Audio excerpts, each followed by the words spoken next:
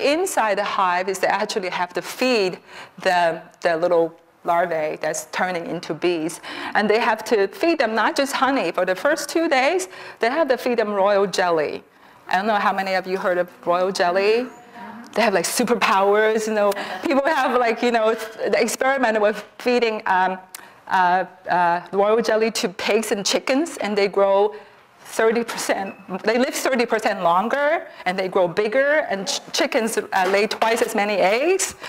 So like, woo, like superfood, and they still haven't figured out why. They haven't really figured out what is in there that makes this happen. So for the first 2 days, the larvae have to eat royal jelly. The worker bee has to feed them, and they have to make them. Like, they have to take the nectar and turn it into royal jelly by spitting on it and doing all kinds of things. So they have a lot of work to do. And then, so this is an example of royal jelly. So you can see that it even looks different from honey. So one worker bee is actually checking out on the royal jelly, making sure it's okay. And can you see the larvae in them? Not sure if it's really clear. Can you see that? Isn't that cool? So you can see the worker bees are actually feeding, you know, these little, you know, little wormies. You see why I fell in love with the bees? They're just like so amazing, you know. And then they have to seal, once they feed them, after they finish feeding them, they have to seal it up with this stuff they generate in their body and put it over that. And they have to clean the combs. They have so much work to do before they can actually start going out. These worker bees are like born just before, or what is the lifespan of a bee? Thank you for asking that. That was my big question. Like, how long do they live? Well, according to the USDA scientists, how long a bee lives is not determined by length of time, but by the mileage they fly. Oh, they only have a certain amount of miles in it? Mm-hmm. Isn't that really just like a car? Well, so interesting. So how long they live depends on the season. Like in nature, if it's not interrupted, they have the season. In the summer, they typically live about 6 weeks. Not all the 6 weeks could be out. Remember, they have to be in the hives doing work like for half of it, and then they could go out. And in the winter, they could live up to months because literally it's the mileage they got in them. Isn't that crazy? It's so crazy. So, but when they do get to go out finally, this is not what they run into, right? This is actually what they need because they need a variety of food, but this is not what they go into now. They go into this. And speaking of the mileage they have left in them, they have to like go really hard. And also we've been breeding them for them to be really fat. We actually make the cone cells bigger so they will be fatter. So that means more weight from the carrier. The idea was that if they're fatter, they could get more pollen, get more honey, but it turned out it doesn't quite work that way, but they still continue to breed them fatter anyway. So I guess it's America, we want everything big. And so we make sure, because they are so we make sure they can really fly, so we feed them more corn syrup on site. That's what he's doing. Yeah, that's what you're looking at. You're looking at the pumping corn syrup into the hives. It's horrifying. I tell you, it's totally horrifying what we do. And this is like having a diet of nothing but white bread and working 24/7 like crazy when you only have so many mileage in you. How long have they been giving them the corn syrup? Oh, how long do you know? Like at least decades I've been doing corn syrup. Yeah. So that's, I mean, bee decline has been going on for decades. You saw, that's why I started this conversation. Huh? Does it connect to the corn syrup? Well, so what the people say now is not a single thing, but so many different stresses, like the last straw in the camel's back. It's a bunch of different things. Basically, 2000 May, just a couple of weeks ago, the USDA came out with another study. They're saying that it's a whole bunch of stresses, malnutrition, and 2 different diseases in tandem is what they think may be causing the CCDs. So what was really interesting is, like, since I've been learning about bees for a while, since when I first read this article in Discover magazine a while back. My feeling was, it's not why are they disappearing. My feeling would be, How come they haven't disappeared already? It's a miracle that they haven't, you know. And then I found this late last night. It's another scientist from the USDA saying exactly the same thing. The wonder isn't that why they're disappearing, it's why they haven't, in spite of beekeeping. So the same scientist in her talk about, she was talking about CCD, and she said the most likely causes include new diseases and parasites, pesticides, the way that we manage them, and poor nutrition. The 4 likely causes she put out in her talk. But if you really look at this, if you look at all of them, they're really a function of one thing. They're really a function of the way we are keeping bees, industrial style beekeeping. Where did all these new diseases and parasites come from? They come from all the bees coming from all over the country into one spot, and World Trade is bringing all the stuff. In 2006, I think, or I don't remember, it's 5 or 6, that they were so desperate they started importing bees from Australia, and they fly them in a jet plane, land them in Central Valley in California, and send them out, like, go pollinate.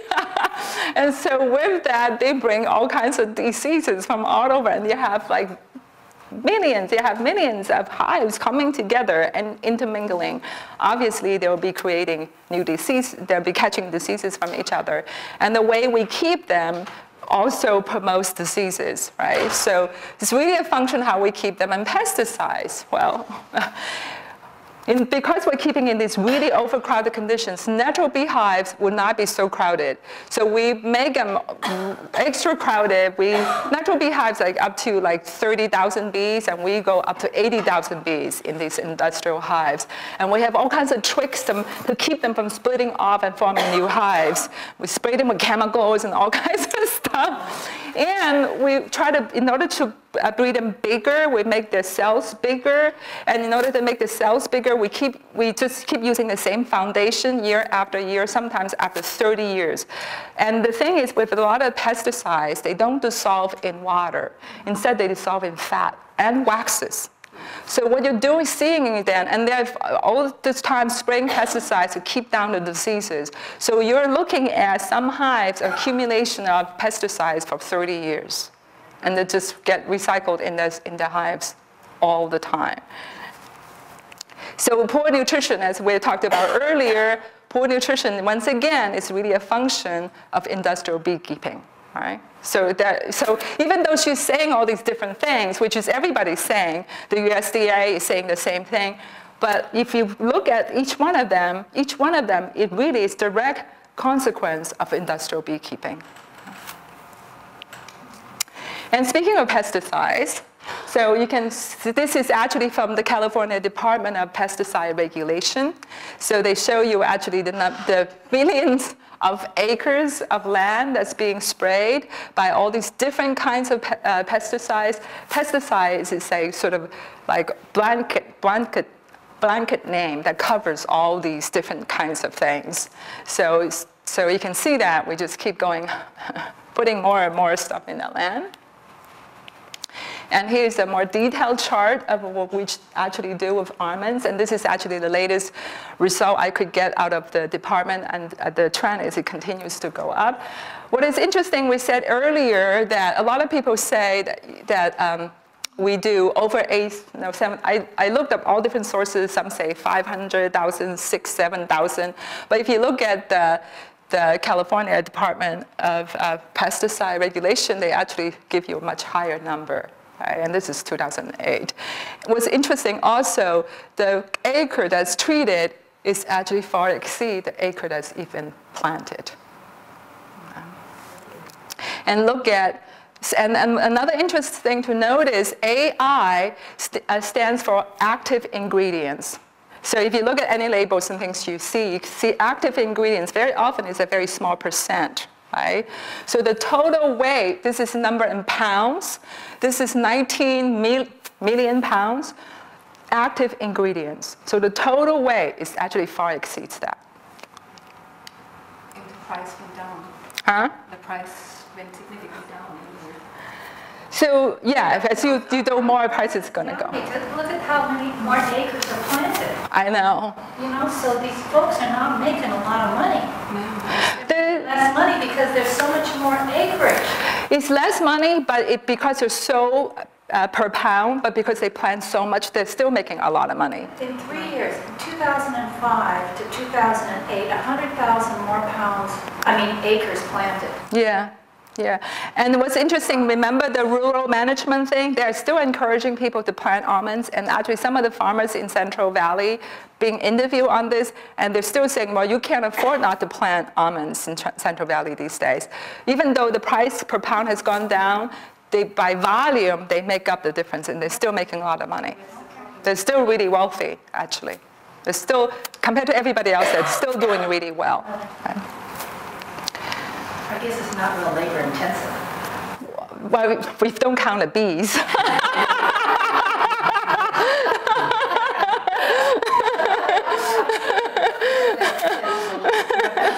Yes. So that was the bees, and if you go back to the birds, our attention was first brought to the birds by Rachel Carson nearly half a century ago. Think about this. That's really scary.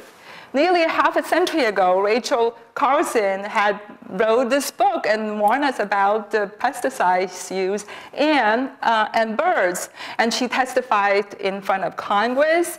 Kennedy signed some law into action, and people were so upset. The chemistry industry attacked her viciously for a really long time, and she died of cancer while she was still under a vicious attack from the industry. She was in her 50s. Yes, yeah, it was, and she died of cancer. So the irony.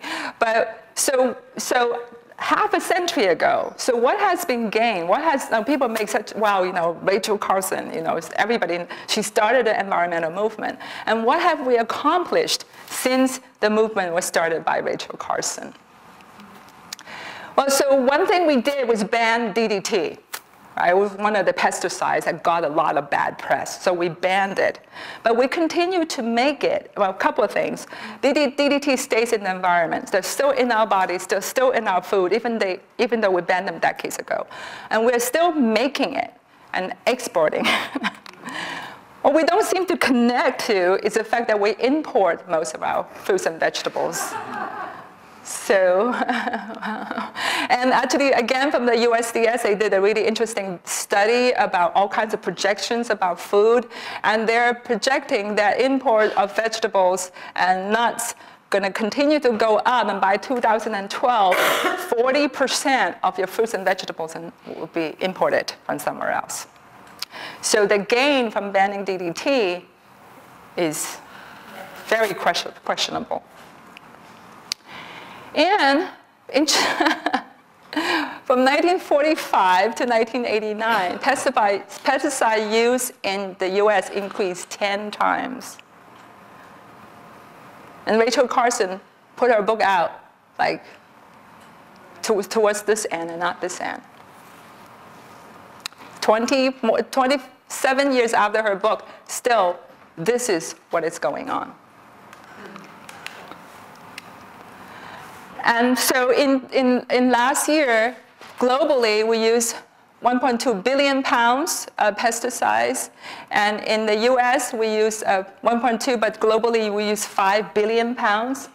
Now, we don't relate to the number billion very well at all. So what I did was I sort of say, if you count one number per second, and you do that 24 hours a day, 7 days a week, you never eat, you never sleep, you never do anything else, that would take you 38 years to count up to 1.2 billion years.